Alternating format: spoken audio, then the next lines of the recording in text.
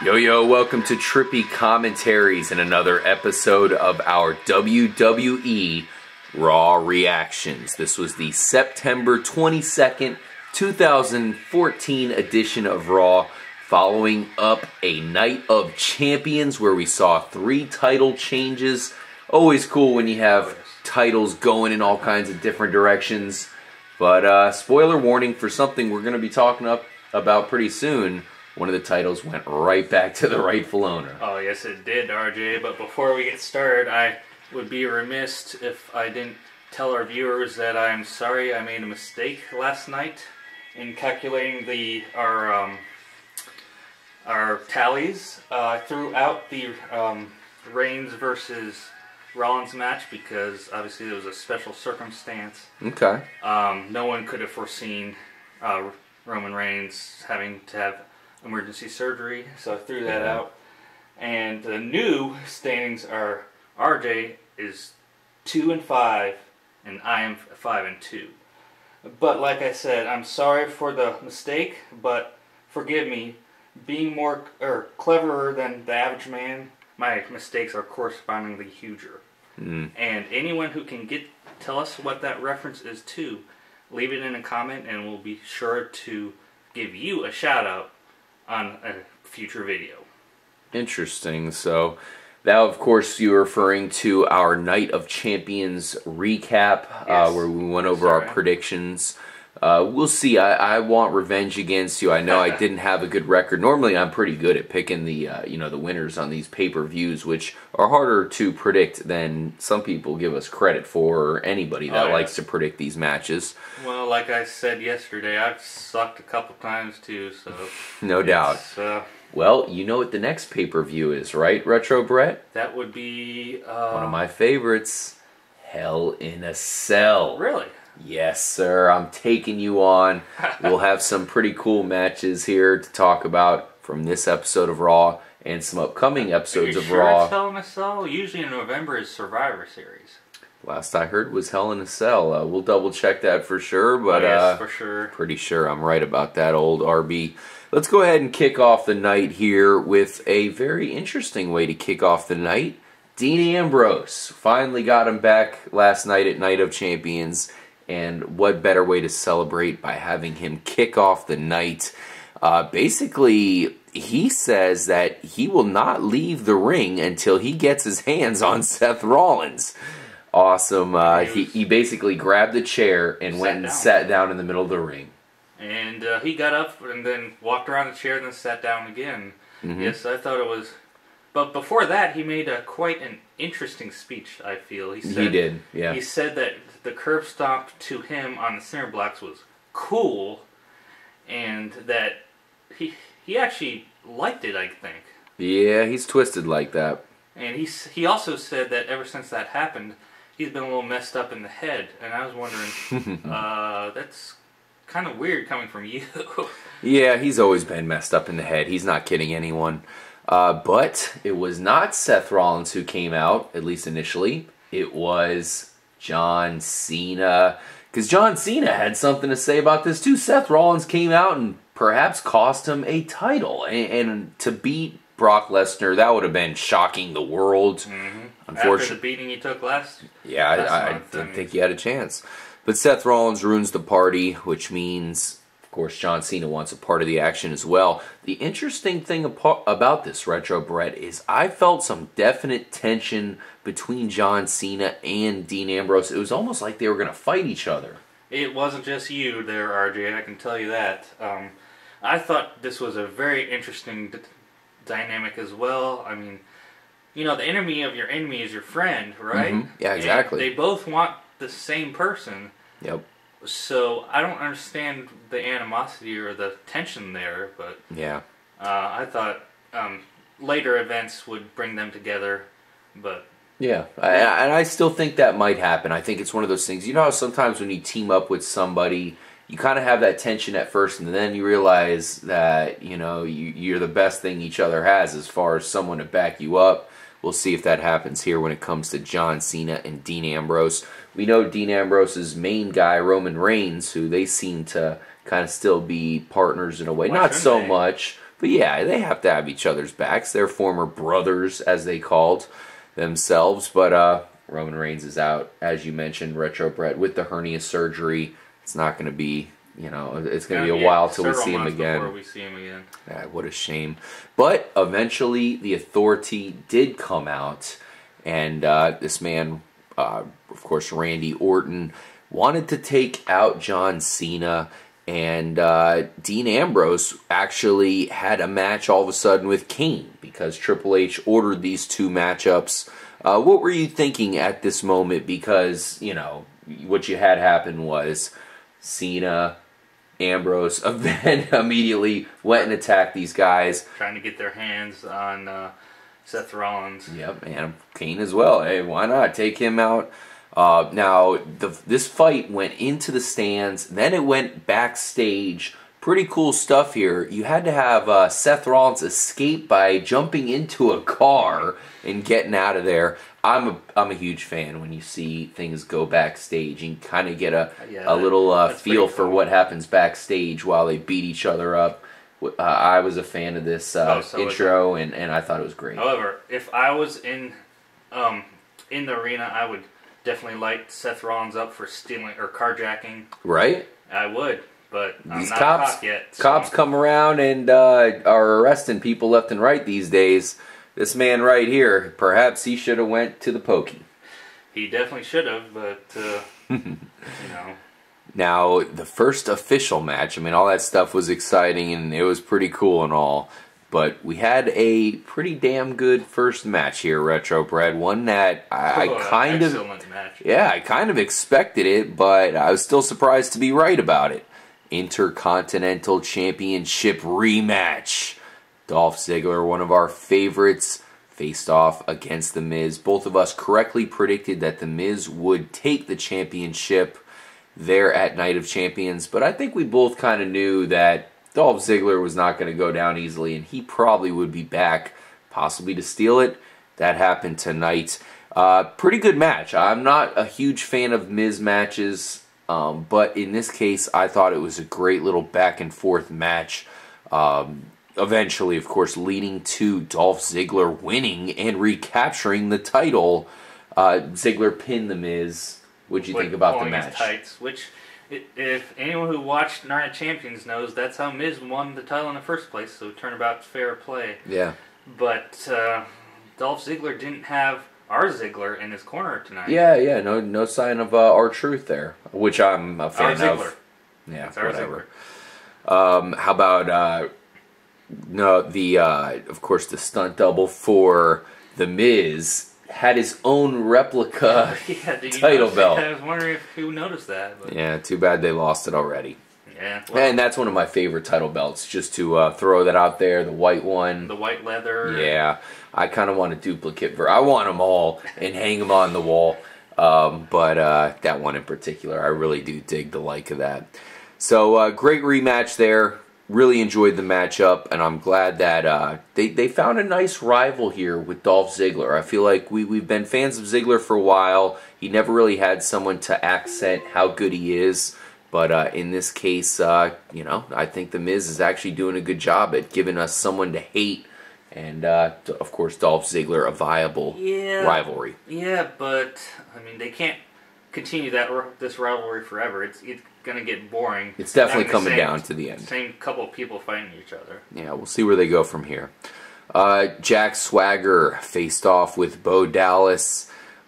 Pretty short match here. I think it was mainly a way to show off how dominant Swagger's finisher, the Patriot Lock, can be, because it didn't take too long for Swagger to get it off on Bo Dallas. Not one of your favorite wrestlers, Retro Brett. I'm sure you were happy to see Swagger, Swagger's the man. Swagger's cool. I think he still has some momentum to build and perhaps going up the ladder of the WWE. He wins with the Patriot Lock, and then you must have enjoyed Zeb mocking Bo Dallas. Oh, I love that. It wasn't the greatest performance on the mic from Zeb Coulter, but didn't have to be. I thought it was hilarious, though. I liked how he made fun of Bo Dallas.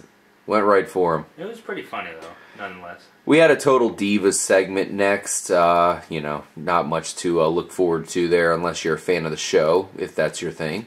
But we saw fan favorite finisher here. Natalya put the sexy Summer Rae in the sharpshooter for the victory. You seem to be a fan of Natalya. What do you think about her possibly winning a Divas title at some point? I like it, but I don't know why they're not using her the way they should. That's another one they should use, Emma. Mm-hmm. Emma hasn't been seen in actually several months. I don't know what's going on with her. Yeah. But let's get back to topic. She, like I said, I keep saying she has great pedigree. She's related to Bret Hart and the Hart family. Mm-hmm. Impressive fighter as well. Yeah, she has the pedigree and she knows what she's doing in the ring. Obviously, by beating a formidable, Summer Rae. Yeah. But I'm looking forward to them pushing her a little bit, and I gotta say, Summer Rae and Layla make one hot piece of eye candy. Yeah, I mean, if you're gonna push somebody from those divas there, I think Natalya's not a bad choice. We'll see what happens next. Kane versus Dean Ambrose was the next face-off. Of course, we mentioned that at the beginning, that this was something Triple H announced. He wanted Kane to take out Dean Ambrose. Of course, Seth Rollins came out of nowhere to interfere, ending the match in a DQ.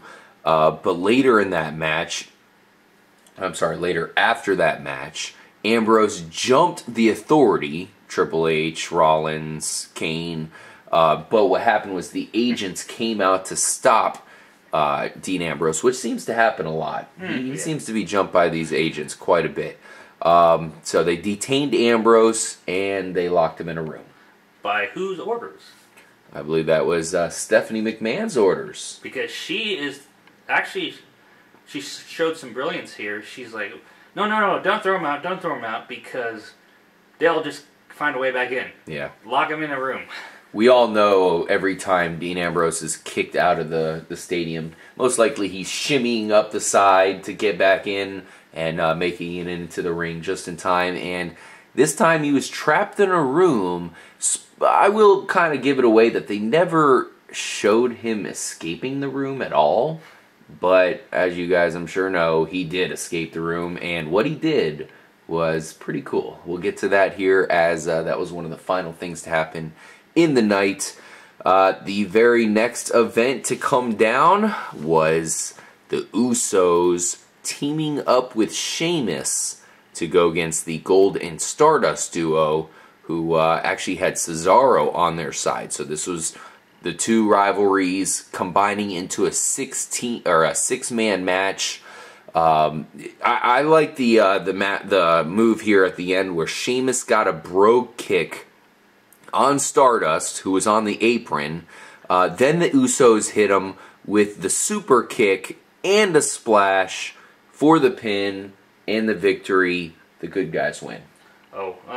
It's always nice to see the good guys win, but this match was pretty good.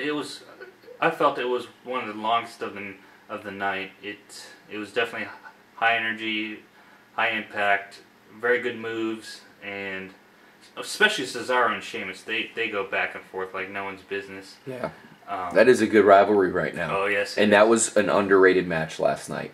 It was, but tonight's match was, I think it was a couple segments long. So. Yeah, it was a solid match. We've said it time and time again. The Usos steal the show every time. Those guys are awesome, and we'll see how long it takes before they get those tag team title belts back. We had a Mark Henry versus Rusev rematch here, Retro Brett. Awesome. Mark Henry let us down. I think we both knew Rusev was going to win, no doubt. But of course, that's why we picked him. Kind of let us down here as far as he just kind of went down, and that's about it. Lucky for him, he did have a rematch shot tonight, but Rusev locked Mark Henry in the Accolade. Rusev got him to pass out. I mean, this is a big man. And Rusev wins again, stays undefeated. Well, that shows the power of the Accolade. It's a devastating maneuver. Yeah. Was it the Accolade or Accolade? The Accolade. I get it confused all the time. I know. But I think the reason they had this match, and there was obviously a reason. I was kind of thinking it was odd that Lana was definitely not as inflammatory as she usually is on the mic. And, you know, Lana and Rusev definitely smelled an injured animal, and that's why they gave him a rematch. Yeah, they further humiliate him. Yep, and they win again. We said it yesterday on our Night of Champion recap. It'll be interesting to see who Mark Henry faces off with here. He couldn't take out Rusev, and he couldn't take him out in the rematch either. So who does Rusev go after next? Who does Mark Henry go after next? That's something we're really wondering here. Trippy commentaries. I don't think Rusev goes after people. People come after him. Yeah, and he devours them. Slater Gator versus Adam Rose and the Bunny. I'll spare you here, Retro Brett. We're not going to spare too much time on this one. Rose got the party foul for the win, and the Bunny continues to get in the ring here. Perhaps we'll see him in the upcoming WWE 2K15, which we will be covering for you extensively from day one. I think you guys will really enjoy that. Nikki came out. She really wants the Bella name all to herself here, Retro Brett. We do know Brie Bella is married to Daniel Bryan, so I guess it would make sense to have her now Brie Bryan. So, something to point out, Nikki wants the Nikki Bella name to herself. She wants exclusive rights. We'll see if Brie gives it up, because Brie Bella, I guess, would make sense. Hope she gives it up to us. No, I think John Cena is currently getting the fruits of that. No, I think Nikki's going to be Nikki Cena here before long. If she isn't already. Nikki Cena, we'll see what happens. We'll have to watch Divas to find out. But Nikki Bella did have a reason for being out, other than bitching about the Bella last name there. She had a match with AJ Lee, the current Divas champion, and AJ got Nikki in a pretty cool move here, one of our favorites, the Black Widow, and gets the victory. AJ Lee, is she the best fighter in the Divas division right now? I would go with Paige. Paige or Natalya. Like I said earlier, Paige has numerous assaults, the Rampage, the Page Turner, the Scorpion Deathlock, so she has a lot of good arsenal of moves, good repertoire, and definitely look for Paige to hopefully get back in. We just haven't liked her character so much. I feel like they could do more with her. Just like her skin, it's kind of bland. Oh boy. Let's move on to the main event here. Randy Orton versus John Cena. Wow, have these guys ever faced off with one another, Retro Brett? Is this new? I'll try not to slip on that pool of sarcasm you left on the ground. Yeah, this is definite a matchup that we've seen time and time again. Cena had the match won here. After I think Randy Orton did get some devastating moves in early, but Cena had the match won. Off the top rope. That was pretty devastating. Yeah. But of course, Rollins and Kane interfered. They were just waiting for the right timing. So they just kicked Cena while he was down in the fetal position there. They roll him over. We had basically Seth Rollins alluded to a surprise that would happen in this match. They kept showing the mysterious box or whatever the hell it was. What that is, or what's under the box. The cinder blocks were there. But when they eventually rolled Cena over, put him on the announcing table there, got him ready for the brutal attack, they lifted up to see what was in the box. It was Dean Ambrose.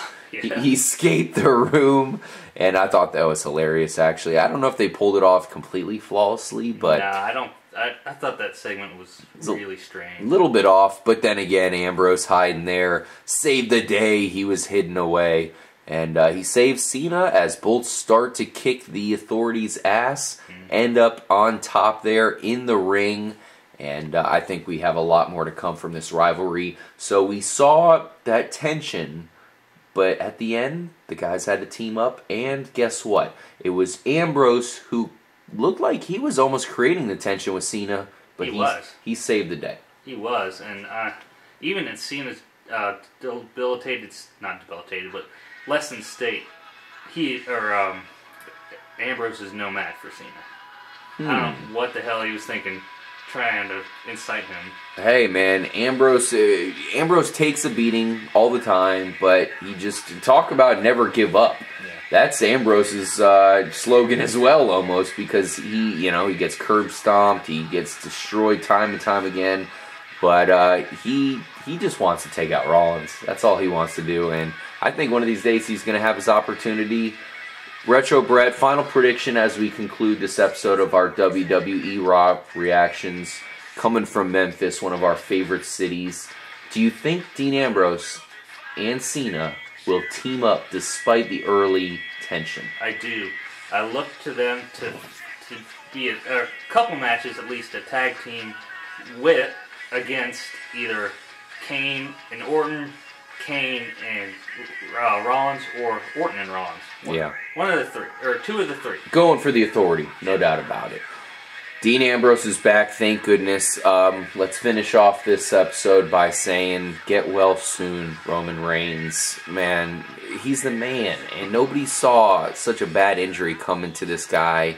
Hopefully we can get him back as soon as possible. I know it's going to be a long time, so this is going to be one of the last times we really mention him for a while. Hopefully Dean Ambrose can come out and represent the old Shield well, because Seth Rollins doesn't do it. He deserves a boot up his ass. That's all I gotta say about that. Speaking of boot, I could think of, that reminds me of The Rock. Boot up your ass, shine that bitch up, turn it sideways. How about the boot from Randy Orton, the punt? Because with Roman Reigns out of the picture, I think this might be Randy Orton's opportunity to come back into the main event play. Make him a really, really despisable character. Bring back the punt. I think you're going to get your wish, Retro Brett. I hope so. I'm RJ for RB. Thank you guys for joining us. We really appreciate it. Make sure to subscribe to the channel if you're new. We'll break down everything that happens in the WWE and more. Stay tuned. And guys, make sure to always stay trippy. Peace out. Later.